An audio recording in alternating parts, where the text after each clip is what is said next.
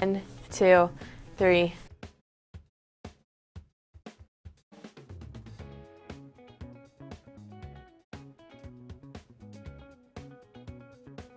Six, 7, 8, 9, 10, 11, 12, 13, 14, 15.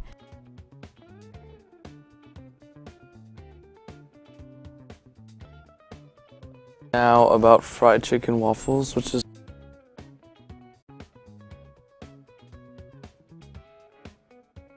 4, 5, 6, 7, 8.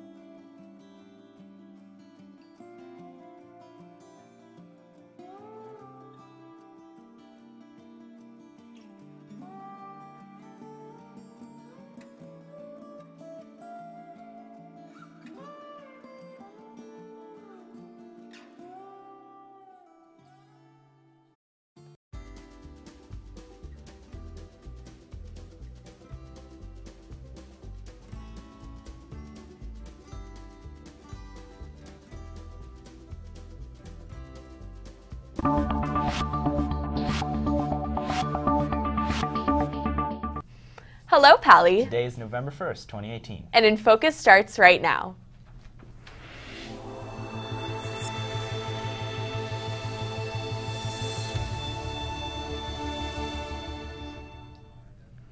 Another long-awaited production is in theaters soon. And medical marijuana takes a big step. All that and more is coming up on today's show. Welcome to INFocus. I'm Stella Essenmacher. And I'm Leon Friedrichowitz. There's a lot going on around campus. Here's some important announcements from today's campus bulletin.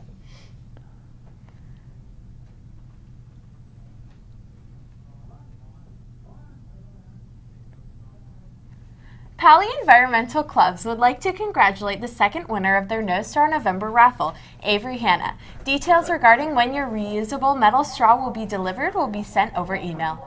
The Teen Arts Council is hosting a fall carnival with games, arts, and crafts, henna, and a photo booth. There will also be popcorn, snow cone, and cotton candy machines, along with free teaspoon boba in exchange for winning a couple games. The event will take place on Friday at the Mitchell Park Courtyard from 6 to 8 p.m.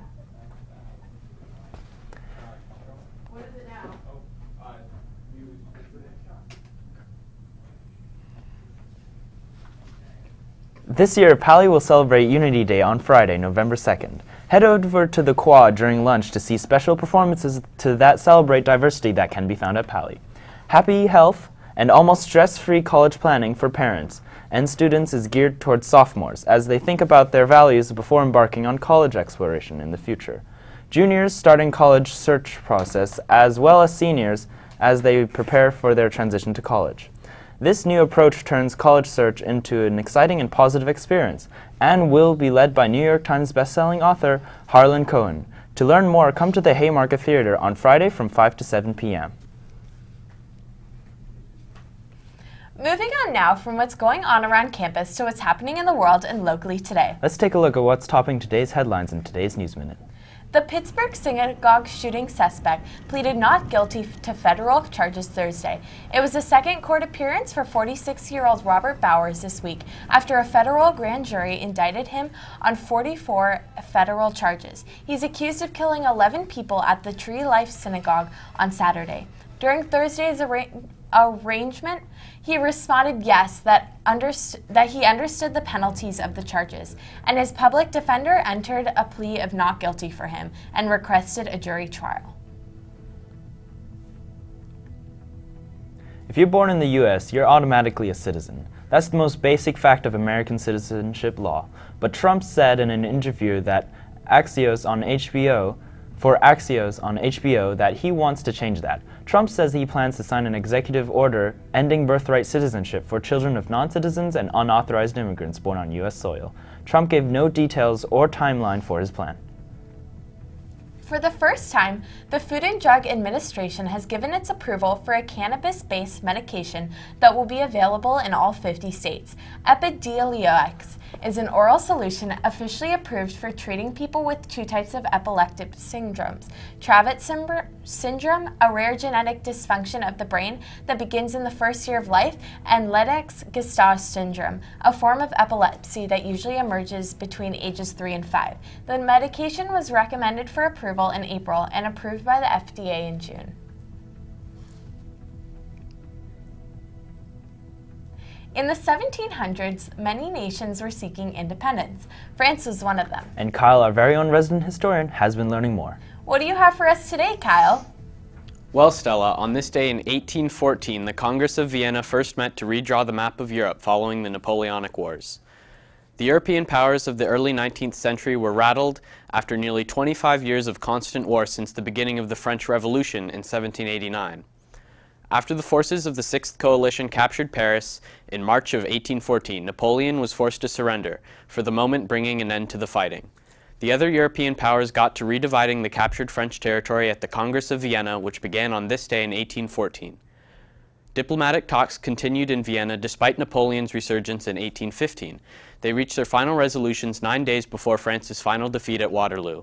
The delegates from the superpowers of Austria, Britain, Russia, and Prussia were the only ones who had any real say in the negotiations, and many criticized the resolutions of the Congress of Vienna for being too much in the favor of Europe's monarchies and for suppressing the emerging national and liberal movements of the time. Well, that's all from me. Back to you, Stella and Leon. Thanks, Kyle. When INFocus comes back, we will take a look at Pali sports.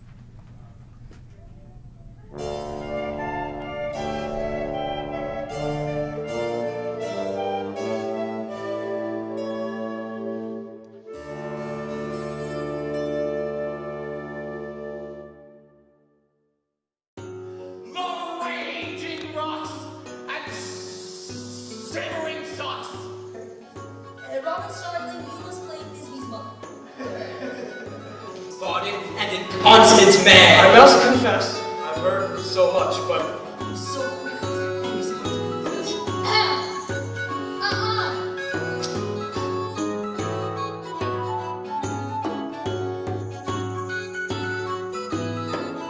and Venus calm shall shine from far.